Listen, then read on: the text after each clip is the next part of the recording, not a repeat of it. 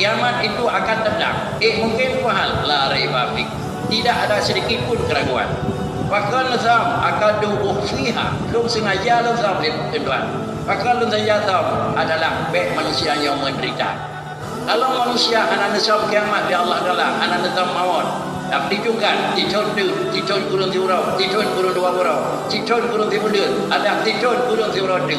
Sebulan dalam tu dikajar manusia tidak bakal lagi. Maka dah fikir tinggal kata. Maka dengan sendirinya manusia hanya mungkin berusaha dan manusia hanya mungkin melakukan kegiatan. Maka kerana hanya tunggu kapan datang.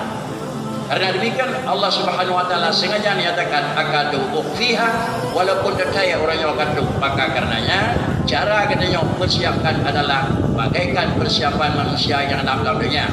Apapun diperintah, walaupun perintah apabila dikomando telah siap. Maka karenanya adalah sistem yang dilakukan oleh seorang militer dalam keadaan yang darurat tetap siap. Yang malam dikomando oleh komandan berangkat tetap siap, dua kali siap. Kemudian rensun sudah siap, senjata sudah siap. Bagaikan kesiapan adalah motor pemadam. Motor pemadam adalah gelaran laluran negara yang buat kosong. Pak mentang pemadam yang kebah pakai pemadam ia ada naik dalam. Menjadi oleh pemerintah, oleh pemerintah PTI yang pemadam dan ia jauh maka sama dengan kena denda dan kesepit. Tetapi adalah air sudah siap di dalam tangki. Begitu berita yang buat ada kebakaran berangkat siap. Baik begitu kira-kira pembakaran berangkat jauh lihat jauh buat habis medung. Ini adalah salah.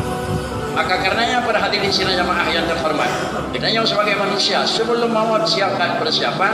Begitu ajal maut sama dengan Allah Subhanahu Wa Taala persiapan telah dah siap.